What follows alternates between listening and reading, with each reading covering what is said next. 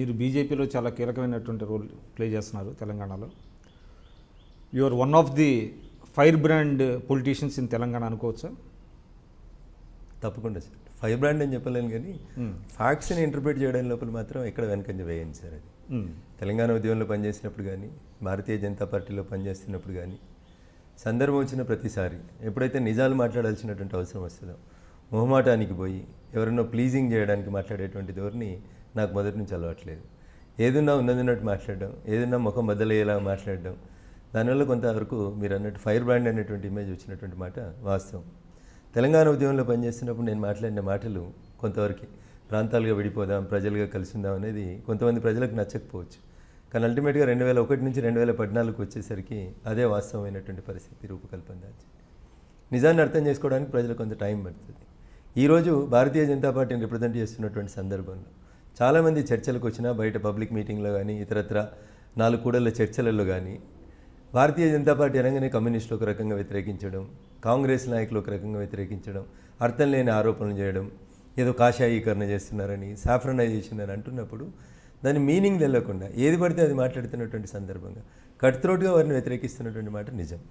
So అది నాకు ఒక ఫైర్ బ్రాండ్ అనేటువంటి పేరు తీసుకొచ్చిన, నిర్మోహమాటంగా మాట్లాడతామని పేరు తీసుకొచ్చిన, వాస్తవాలనే మాట్లాడుతూ ఉన్నాం కాబట్టి, పీడిత తాడిత జనాల పక్షాన్నే మాట్లాడుతూ ఉన్నాం కాబట్టి ఎవరేమనుకున్నా ఐ డోంట్ మైండ్ సార్. అంటే offence is the best form of defence అనేటువంటిది మీ యొక్క వ్యూహం? లేదు సార్, ఇప్పుడు చేస్తున్నటువంటి పనులను చెప్పుకోలేకపోయింది. నాడు తెలంగాణ ఉద్యమంలో కూడా తెలంగాణకు జరిగినటువంటి అన్యాయాన్ని చెప్పడం లోపల కీలక పాత్ర పోషించిన. ఉదాహరణకి రాజశేఖర రెడ్డి గారు లాంటి పెద్దలు ముఖ్యమంత్రి అయిన తర్వాత, మేమంతా న్యాయవాద వృత్తి నుంచి వచ్చిన వాళ్ళం కాబట్టి, ఆంధ్రప్రదేశ్ రాష్ట్రం ఏర్పాటైన తర్వాత ఒక్క తెలంగాణ న్యాయవాదికి అడ్వకేట్ జనరల్ అనేటువంటి ఒక ఇంపార్టెంట్ పోస్ట్ ఇవ్వండి అని అన్నప్పుడు నాడు రాజశేఖర రెడ్డి గారు చెప్పినటువంటి సమాధానం మాకు ఇబ్బంది కలిగించింది. ఏమన్నారు వారు? నాకు నమ్మదగ్గ వ్యక్తి మాత్రమే అడ్వకేట్ జనరల్గా ఉండడానికి అర్హుడు, నాకు తెలంగాణ ప్రాంతం నుంచి అంత నమ్మదగ్గ వాళ్ళు ఎవరు కనబడట్లేదు అన్నాడు. So it is very unfair అని చెప్పినాం మేము. దాన్ని పబ్లిక్ డొమైన్లోకి తీసుకుపోయినాం, న్యాయవాదులందరినీ ఏకం చేయగలిగినాం.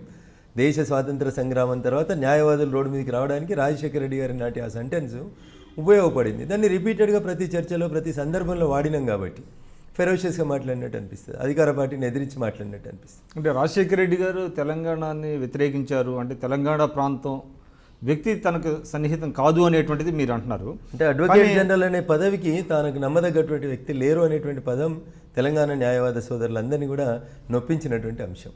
తెలంగాణలో రాజశేఖర రెడ్డి గారికి ఫ్రెండ్స్ లేరు, తెలంగాణలో రాజశేఖర రెడ్డి గారికి వ్యక్తిగతమైనటువంటి అభిమానులు లేరు అని నేను చెప్పదలుచుకోలేదు.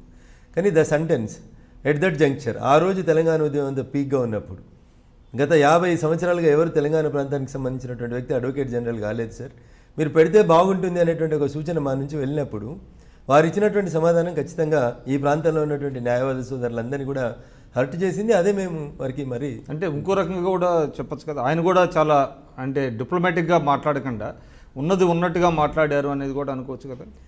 ఉన్నది ఉన్నట్టు అయినప్పటికీ కూడా తెలంగాణ ప్రాంతంలో చాలామంది అడ్వకేట్స్ ఉన్నారు సార్. మరీ రాయలసీమ నుంచి వచ్చిన వాళ్ళు, ఆంధ్ర ప్రాంతం నుంచి వచ్చిన వాళ్ళకే వకాలతులు అన్ని తెలివితేటలు ఉన్నాయి, తెలంగాణ నుంచి వచ్చిన వాళ్ళు ఎవరు కూడా సరైనటువంటి రిప్రజెంటేషన్ చేయలేరు అనేటువంటి పదం ఏదైతుందో అది ఖచ్చితంగా ఇబ్బంది కలిగిస్తుంది సార్. ఇప్పుడు నేను కుర్చీలో కూర్చోనంతసేపు నా బలమైంది బలహీనత ఏంటి మీకు తెలియదు సార్.